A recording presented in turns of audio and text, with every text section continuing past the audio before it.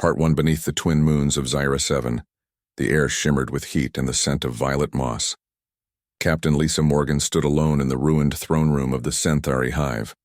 Her boots crunched over shattered crystal tiles, and her breath came slow and steady despite the weight pressing against her ribs. She had come to this dying world not for glory, not for conquest, but for answers.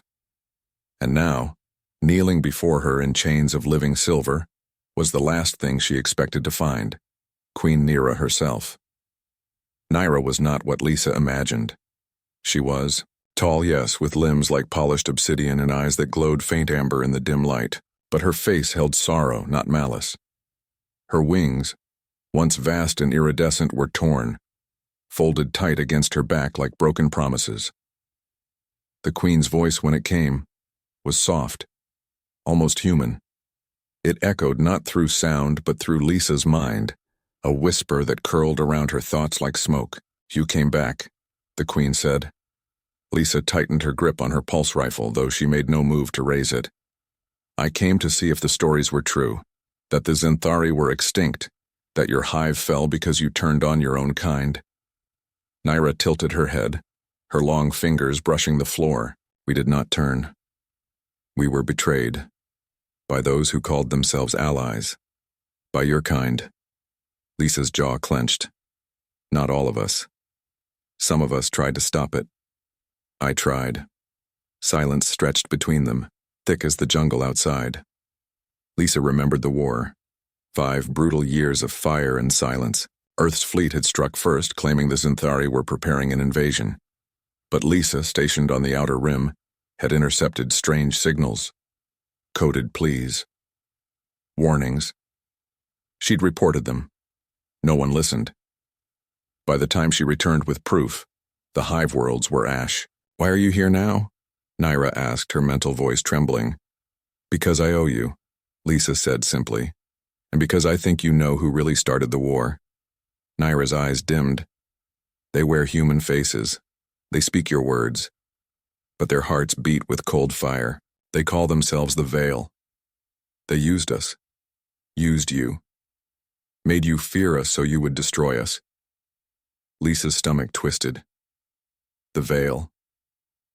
She'd heard rumors. Shadowy figures in the upper echelons of the Alliance, pushing for total war, silencing dissent. She'd been branded a traitor for questioning them, stripped of rank, sent to rot on a supply freighter. "What do you want from me?" Lisa asked. Nira rose slowly, the silver chains humming as they adjusted to her movement. She stepped closer, close, enough that Lisa could see the fine cracks in her skin like ancient porcelain. "I want you to remember us, not as monsters, as people, as mothers, as sisters, as lovers." Lisa blinked. Lovers? A memory surfaced. 2 years before the war, on a neutral station near Alpha Centauri. Lisa had been young, newly promoted. She'd met a Centauri diplomat named Kale. They'd shared drinks, stories, quiet moments in the observation deck. Kale had touched her hand once gently and said, "Your species feels deeply. I envy that." Weeks later, Kale vanished, declared missing, presumed dead. "Was Kale yours?" Lisa asked carefully. Nira's expression softened. "My daughter. She believed in peace. In you." Lisa's throat tightened. "I didn't know. You were never meant to know." The Veil erased her. Erased all who spoke against war. Lisa lowered her rifle. "Then help me stop them. Tell me what they're planning." Nira hesitated. "There is a price. Name it." The Queen stepped even closer. Her breath smelled of starlight and burnt sugar. "You must carry our seed, our last hope. If I die, the hive dies. But if you bear our child, even one, the Centauri live on, not as warriors, as something new, something born of both our worlds." Lisa froze. The request hit her like a plasma bolt. She was human. 32. Never married. Never planned for children. And now this impossible choice. "You ask me to become a vessel," she said slowly. "I ask you to become a bridge," Nira corrected. The child will be yours as much as mine. It will know your courage, your kindness. It will carry your name." Lisa looked away, out through the shattered dome above. The twin moons cast long shadows over the dead city. She thought of Kale's smile, of the reports she'd filed that vanished into silence, of the millions who died because no one dared question the truth. "And if I say no," she asked. "Then I die alone," Nira said. "And the Veil wins. They will come for Earth next. They feed on division, on fear. They have already begun." Lisa turned back. "How? They've infiltrated your council, your military. They whisper lies into the ears of leaders. They want total collapse. A universe without unity. Only chaos. Only them." Lisa exhaled. "And the child? Will it be safe? With you?" "Yes. You are the only human I trust." The words hung in the air, heavy and real. Lisa thought of her mother who'd raised her alone after her father died in the Mars riots. She thought of the little girl she never imagined holding, a child with glowing eyes and human hands, a child who might heal what war had broken. "All right," Lisa said. "I'll do it." Naira's face lit with something like relief. She reached out, her long fingers brushing Lisa's cheek. The touch sent warmth through Lisa's body, not painful but deep like sunlight after a long winter. Images flooded her mind. Forests of singing trees, rivers of liquid light, a nursery filled with soft chimes. The life of a people who loved beauty more than battle. "It begins now," Naira whispered. Lisa nodded. She didn't feel fear. She felt purpose. As the ritual unfolded, the silver chains dissolved into mist. Naira's wings unfurled slightly, catching the moonlight. Lisa closed her eyes and let the alien energy flow into her, not as an invasion, but as a gift. A promise. Hours later, dawn broke over Zyra 7. The sky turned gold and rose. Lisa stood at the edge of the ruins, her hand resting on her stomach. She felt nothing yet. No movement, no change. But she knew. Something new had begun. Naira stood beside her, weaker now, but calm. "She will be strong," the Queen said. Lisa smiled faintly. "She'll be loved." They watched the sunrise together, human and alien, enemies turned allies bound by a secret that could save or doom them all. Back on Earth, far away in the gleaming towers of the Alliance capital, a man in a dark suit watched a screen flicker to life. It showed Lisa's ship leaving Zyra 7's orbit. He tapped his comm. "Subject Morgan has made contact. Proceed with Phase 2, but Lisa didn't know that yet. She only knew the weight in her belly, the quiet hum of a new life, and the resolve hardening in her chest. She would protect this child. She would expose the veil, and she would make sure Kale's dream, peace between stars, did not die with her. As her ship climbed into the sky, Lisa whispered a name she'd chosen in her heart. Ilara. It meant light in an old Earth tongue, a fitting name for a child born of two worlds, carrying the hope of both. The stars watched silently as her ship vanished into the void, a tiny spark against the endless dark. But sparks, given time, could start fires. And Lisa Morgan was ready to burn the lies away. Part 3. The Starling limped into Titan Colony's outer docking ring with failing thrusters and a cracked hull plate. Lisa had pushed the old freighter too hard, but she'd made it. Titan Colony hung in the void like a rusted jewel. Patchwork domes, flickering neon signs, and the constant hum of 1,000 languages. It was a place where truth still had value, if you knew where to look. She wore a long coat to hide her growing belly and kept her head low as she moved through the crowded corridors. The data drive Nora had given her was tucked inside her boot, warm against her skin. She needed to find Lena Cruz, the only journalist on Titan who'd ever published stories about Zenthari culture without calling them monsters. Lena had been exiled from the Alliance Corps for spreading dissent. That made her perfect. Lisa found her in a dim bar called the Silent Nebula, tucked behind a curtain of static screens and recycled air. Lena sat alone, nursing a synth coffee, her dark eyes scanning a newsfeed that scrolled too fast for most to read. She looked up the moment Lisa entered, not with surprise but recognition. "You're the ghost from Ceres," Lena said, voice low. "They've been hunting you for weeks." Lisa slid into the seat across from her. "I have proof. About the veil. About the war. About everything." Lena didn't reach for the drive.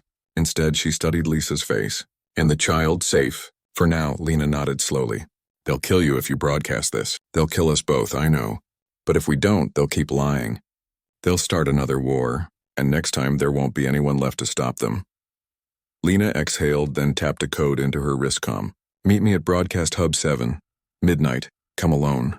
And Lisa, don't trust anyone who offers help." That night, Lisa waited in the shadows outside Hub 7, a crumbling tower on the colony's edge.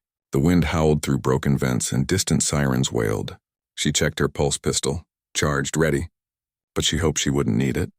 Lena arrived on time, carrying a small transmitter. She led Lisa up 7 flights of stairs to a rooftop studio, long abandoned by official networks. Dust covered the consoles, but the equipment still worked. Lena wiped a screen clean and plugged in the data drive. As files loaded, images filled the screen. Forged invasion plans, doctored sensor logs, voice recordings of Alliance officers admitting they'd staged attacks on human outposts and blamed the Zenthari. The final file was a list. Names, ranks, locations. The inner circle of the veil. "This will burn the whole system down," Lena whispered. "Good," Lisa said. They worked fast, encoding the data into a public broadcast stream disguised as a weather update. Once sent, it would spread across every open channel in the sector. Impossible to fully delete. But just as Lena hit transmit, the door burst open. 3 figures in black tactical gear stormed in, weapons raised. No Alliance insignia, no names, just cold eyes and silenced rifles. "Drop the drive," one of them ordered. Lena moved first. She slammed her hand on a hidden panel. Floodlights on the roof flared to life, blinding the intruders for a split second. Lisa tackled the nearest one, driving her elbow into his throat. He gasped, stumbled back. Lena grabbed a metal pipe and swung hard at the second. The third raised his weapon, aimed at Lisa's stomach. "No!" Lena screamed, but before he could fire, a low hum filled the air. The lights flickered. Then, from Lisa's body, a soft golden glow spread outward. It wasn't bright, but it pulsed like a heartbeat. The intruder froze, his eyes wide with something like awe or fear. "What is that?" he whispered. "Alara," Lisa said firmly, "and she's protecting us." The glow intensified. The intruder dropped his weapon, clutching his head as if overwhelmed by sound only he could hear. His comrade staggered back, disoriented. "Go," Lena urged, shoving Lisa toward the roof access. "I'll hold them." Lisa hesitated. "I can't leave you, you have to. For her." With a final look, Lisa ran. Behind her, she heard shouts, then a single shot. She didn't turn back. She couldn't. She made it to the Starling just as alarms blared across the colony. The broadcast had gone live. Already chatter filled the comms, confused, angry, hopeful. People were waking up, but the veil wouldn't let it stand. Within minutes, Alliance warships dropped out of warp near Titan's orbit, not to investigate, to silence. Lisa launched the Starling just as plasma fire scorched the docking bay behind her. She flew low, weaving through debris and freighter traffic using the colony's bulk as cover. Her hands shook, but her focus was sharp. She had to get away, had to survive. As she cleared Titan's gravity well, she activated a final protocol. Nora's last gift. A wormhole key, hidden in the data drive's core. It would open a one-time jump to a safe zone far beyond known space. The ship shuddered as the wormhole formed, a swirling tunnel of blue light. She glanced at her stomach. Alara was quiet now, the glow gone, but Lisa felt her presence, strong and steady. "They'll keep coming," Lisa whispered, "but we'll keep running, until the truth takes root." The Starling vanished into the wormhole. Behind her, Titan colony burned under Alliance fire, but the broadcast lived on, spreading, multiplying, echoing through every comm channel, every home screen, every heart that still believed in peace. In the quiet dark of the jump, Lisa closed her eyes. She was tired, scared, but not alone. She had a child to protect, a truth to carry, and a name to honor. Somewhere out there, others would hear the message. Others would rise. And maybe, just maybe, the war would finally end. Not with a bang, but with a whisper of light in the dark. Part 5. Alara grew faster than any human child. In just 3 weeks, she could sit up, track movement with her glowing ringed eyes, and hum soft melodies that made the sanctuary walls shimmer in response. Lisa watched her every breath, every blink filled with awe and fear. The veil would not stop. They had seen the broadcast from Titan, felt the unrest spreading through Alliance worlds. Now they knew a Xanthari heir lived, and she was human enough to be loved, alien enough to be feared. But Lisa was no longer running. She had a home now. The sanctuary moon, which she'd come to call Evra, protected them. Its ancient systems responded to Alara's presence, cloaking the valley, healing minor wounds, even filtering the air to match the child's needs. It was as if the moon itself remembered the Xanthari and welcomed their return. One morning, as Lisa fed Alara a blend of nutrients and star moss extract, a signal crackled through the starling's old comm, weak, broken, but unmistakable. It was a voice she hadn't heard in years. "Lisa, if you're out there, this is Captain Dana Mills, former 3rd Fleet. I saw the Titan broadcast. I believe you, and I'm not alone."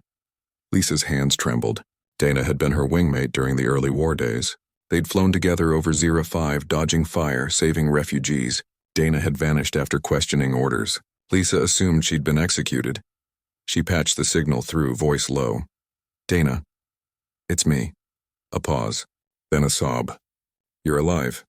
And the child? Born safe for now, good, because we're coming. A group of us, pilots, medics, engineers, even a few Xanthari survivors we found hiding in the outer belts. We call ourselves the Ember Alliance. We're gathering on Persephone's rim. We need you, Lisa. We need her." Lisa looked at Alara, who gurgled and reached for her with tiny fingers. She wanted to say no, to stay hidden, safe, quiet. But then she remembered Kale's dream, Nyra's sacrifice, Nora's courage. Truth wasn't meant to be buried. It was meant to be shared. "All right," Lisa said. "We'll come." Preparing to leave Evra was harder than arriving. The sanctuary resisted at first, the light dimming, the path closing. But when Lisa held Alara up to the central cradle, the child placed her palm on the energy weave. The moon hummed, then opened the way. It understood. Their time here was ending. They boarded the Starling, now repaired and refitted with parts salvaged from the sanctuary. Alara sat in a custom harness, calm and curious, watching the stars through the viewport as they lifted off. The journey to Persephone's rim took 6 days. Along the way, Lisa taught Alara simple words: light, safe, home. Alara responded not just with sounds, but with feelings that brushed against Lisa's mind like warm wind. She was learning both languages at once, human speech and Xanthari thought song. When they arrived, a fleet waited, not warships, but a patchwork armada of freighters, medical shuttles, and retrofitted fighters. At its heart floated the Dawn Chorus, a converted science vessel flying a new flag. A human hand clasped with a Xanthari wing. Dana greeted them in the hangar, tears in her eyes. She knelt before Alara, not bowing but offering respect. "Hello, little one. You've given us hope." Over the next weeks, Lisa shared everything: the truth about the veil, the evidence, the names. The Ember Alliance broadcasted again, wider this time, using old rebel networks and pirate relays. People listened. On Earth, protests erupted. Soldiers refused orders. Entire colonies declared independence from the Alliance Council. The veil struck back. They labeled Lisa a terrorist, Alara a weapon. They sent assassins, spies, even drones programmed to mimic human voices. But the Ember Alliance was ready. They fought not with hate, but with truth. Every battle they won, they showed mercy. Every prisoner they took, they offered a choice: join the lie or join the light. Alara became their symbol. Not a weapon, but a child. She visited wounded soldiers, touched their hands, and somehow eased their pain. She stood beside human and Xanthari elders as they signed the first peace accords in decades. She didn't speak much, but when she did, people listened. One evening, as Lisa rocked Alara under Persephone's twin suns, Dana joined her. "Do you think it'll last?" Dana asked. Lisa looked at her daughter, whose eyes reflected the golden light. "I don't know, but she gives us a chance. That's more than we had before." Months passed. The Veil's power crumbled as more defected, ashamed of what they'd done. The Alliance Council was dissolved. A new council formed, equal parts human, Xanthari, and other species who'd suffered in silence. Alara's first birthday was celebrated across 100 worlds. Not with weapons, but with songs, stories, and shared meals. Lisa held her close, whispering the names of those who made it possible. Kale, Naira, Nora, Lena, Dana, and countless others. The war was over. Not because one side won, but because both chose to heal. Years later, historians would call it the Quiet Revolution, but those who lived it knew the truth. It began with a woman who dared to return to a dead world, with a queen who gave her last hope to a stranger, and with a child named Elara, born of two worlds carrying the light that chased away the shadows. And in the end, that was enough. Part 4, the wormhole spat the starling out near a nameless system, far beyond Alliance charts. 3 red dwarf stars circled each other in a slow, silent dance, casting the surrounding space in deep crimson light. No ships, no stations, just rocks, ice, and silence. It was perfect. For now. Lisa powered down the engines and let the ship drift. Her body ached, her eyes burned from lack of sleep, but she couldn't rest. Not yet. She checked the comms. Static. The broadcast from Titan had gone dark, likely jammed or destroyed, but she'd seen the first echoes before the signal died. People were talking, questioning. That was enough to start. She ran a hand over her belly. Elara was growing fast. Her stomach was now clearly rounded, and the child moved often. Gentle flutters that felt like wings brushing from within. Lisa smiled faintly. She talked to her every night, telling stories of Earth, of Kale, of the stars they'd crossed together. But peace wouldn't last. The Veil would track the wormhole signature. They always did. She spent the next few days repairing the hull, rationing food, and studying Nora's notes on Zinthari birth cycles. Elara would come soon, maybe in weeks. She needed a safe place. Not just hidden, but protected. She remembered something Queen Nira had shown her during the ritual. A sanctuary, deep in the void, shielded by magnetic storms and cloaked by ancient Zinthari tech. A nursery world untouched by war. The coordinates were vague, buried in poetic phrases, but Lisa pieced them together. Follow the song of the silent stars, Nira had whispered in her mind. Where 3 comets weep, there the cradle waits. She plotted a course using old stellar maps and instinct. The starling groaned as it pushed through dense dust clouds, sensors straining. On the 5th day, she found it. A small moon orbiting a gas giant wrapped in auroras that shimmered like living silk. No scans detected life, but Lisa felt it, a hum in her bones. Elara stirred excitedly. She landed in a valley of black glass smooth as water. The air was thin but breathable, scented with ozone and something sweet, like blooming night flowers. As she stepped out, the ground beneath her feet glowed faintly, reacting to her presence and to the life inside her. A path appeared, lit by soft blue veins in the rock. She followed it to a dome-shaped structure, half buried in the hillside. The door opened without sound, as if it had been waiting. Inside, the air was warm. Walls pulsed with gentle light. In the center stood a cradle, not of metal or wood, but of woven energy humming softly. Lisa knew this was where Elara would be born. She set up camp using the ship's supplies to make a small living space. She ate, rested, and prepared. Each night she practiced breathing, centering herself, calming her fear, because fear would reach Elara, and Elara needed peace. One evening, as she sat by the glowing cradle, a voice echoed in her mind. Not Naira's, but younger, clearer. Mother. Lisa gasped. Elara? Yes, I hear you, always. Tears filled her eyes. You can speak. Not with words, with feeling. You are strong, but sad. Lisa placed both hands on her belly. I'm scared. For you, do not be. They cannot take what is born of truth. Lisa didn't understand everything, but she felt the child's calm settle into her own chest. For the first time in years, she slept deeply, but the veil found her. On the 10th night, alarms blared from the starling. Sensors detected a ship, sleek, black, no markings, dropping out of warp at the edge of the system. It moved slowly, scanning, hunting. Lisa's heart pounded. She couldn't run, not now. Elara was days from birth. Fleeing could kill them both. She made a choice. She left the sanctuary and walked to the center of the glass valley, standing tall under the auroras. She activated a comm channel, open and unencrypted. I know you're there, she said. If you want me, come alone. No weapons, or I'll trigger the moon's core destabilizer. This whole place goes up, including your chance to get what you came for. Silence. Then a single figure stepped from the ship. No armor, no mask, just a woman in a gray suit, hands raised, Lisa recognized her instantly, Admiral Claire West, once a hero of the Alliance, now one of the Vale's highest operatives. "You're carrying it," Claire said, voice calm. "The hybrid." Lisa didn't flinch.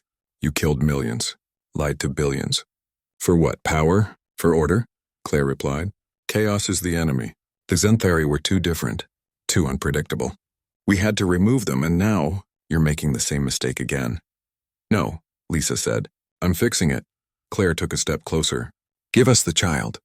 We'll study it, learn from it, control it. That's the only way peace lasts." "Peace built on lies isn't peace," Lisa said. "It's prison." Claire's eyes hardened. "Then you leave us no choice." But before she could move, the ground trembled. The auroras above swirled violently. From the sanctuary, a beam of light shot into the sky, forming a shield around the valley. The black ship's weapons fizzled out. "Elara," Lisa whispered. The child's voice filled her mind again. "She cannot hurt us here. This place knows me." Claire stared in disbelief. "You've awakened the cradle." "It was never asleep," Lisa said. "It was waiting for her." Claire backed away, defeated. "This isn't over."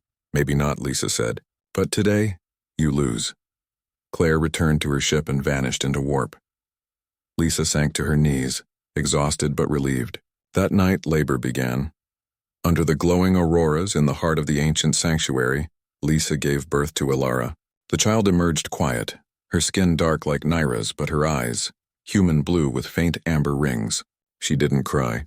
She opened her eyes and looked at Lisa with deep understanding.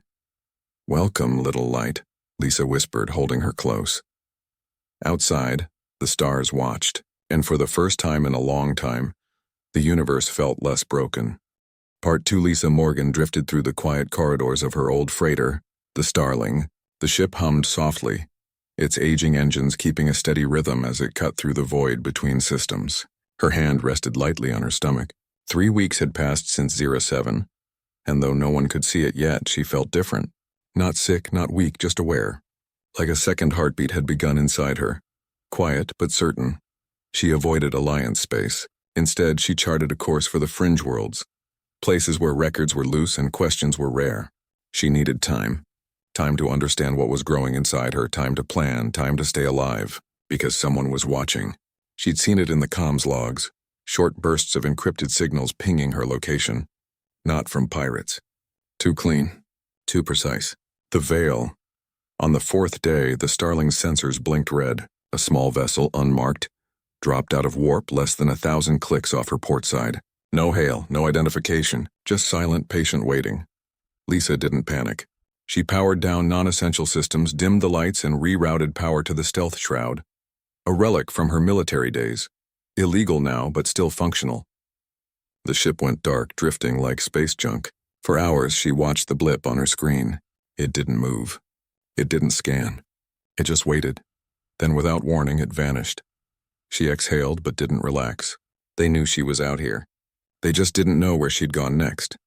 She changed course again, heading for Series 9, a dusty mining outpost near the Orion Vale.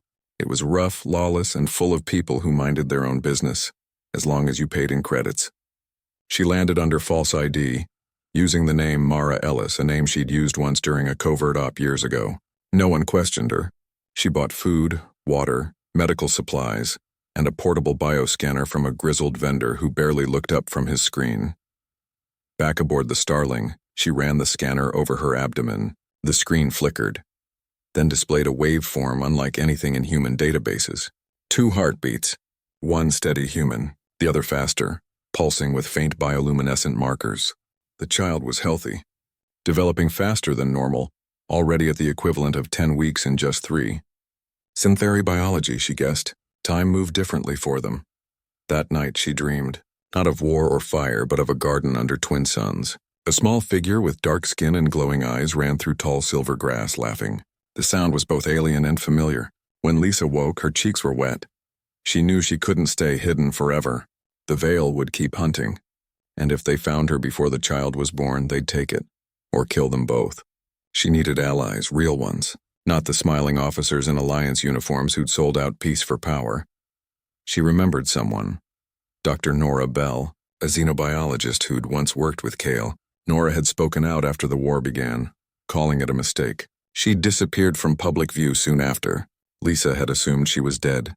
But now, digging through old data chips in the ship's archive, she found a hidden message, encrypted, buried in a medical journal from 5 years ago.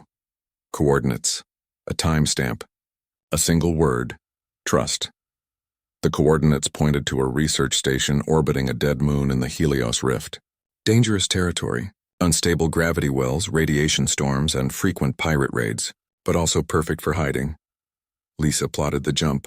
It would take 2 days at max burn. She stocked the ship, checked the shields, and sealed the hull. As the Starling leapt into warp, she whispered to the life inside her, "Hold on, little one. We're not done yet." When she arrived, the station was dark. No lights, no signals. For a moment, she thought she'd been led into a trap. But then a single beacon blinked to life, green, slow, steady. Permission to dock. Inside, the air was stale but breathable. Lights flickered on as she stepped through the airlock. The corridors were lined with preserved plant samples. Alien fungi glowing softly in containment tubes. At the end of the hall, a woman stood waiting, older, gray at the temples but with sharp eyes that missed nothing. "You're pregnant," Nora said. Not a question. Lisa nodded. With a Xanthari air, Nora's face softened. Kale's child in a way, Queen Nyra's. But Kale's spirit is in her too. I can feel it. Nora stepped forward, placing a gentle hand on Lisa's arm.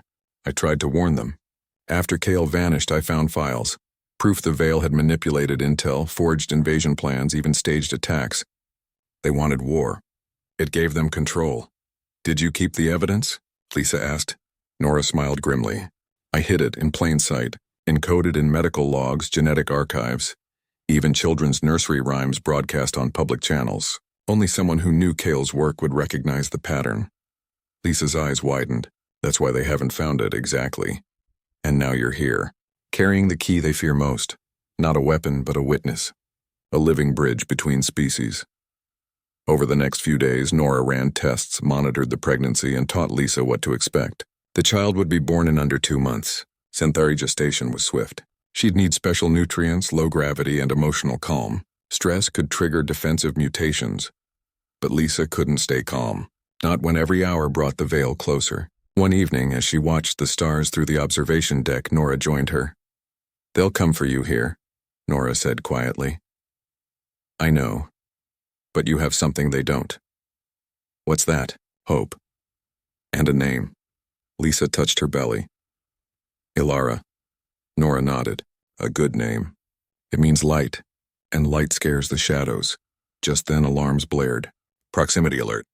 3 ships. Alliance markings but flying black. No transponder codes. "They're here," Lisa whispered. Nora grabbed a data drive and pressed it into Lisa's hand. "Everything's on here. The truth. The names. The proof. Get it to the Free Press on Titan Colony. They'll broadcast it. What about you?" "I'll hold them off. This station has old defenses, and I've got nothing left to lose." Lisa wanted to argue, but there was no time. She ran to the Starling, engines roaring to life. As she launched, she saw explosions bloom on the station's surface, Nora activating the defense grid. One of the enemy ships veered off, damaged. Tears streamed down Lisa's face as she jumped to warp. She didn't look back. She couldn't. But she promised silently. Nora's sacrifice wouldn't be wasted. In the quiet of deep space, she held the data drive like a lifeline, and inside her Ilara stirred. As if sensing the weight of the mission ahead, Lisa placed a hand over her stomach and whispered, "We're going to tell the truth, baby. For Kale, for Nura, for everyone they tried to erase." The Starling raced toward Titan Colony, a tiny ship carrying the biggest secret in the galaxy. And for the first time since the war began, Lisa felt something close to hope.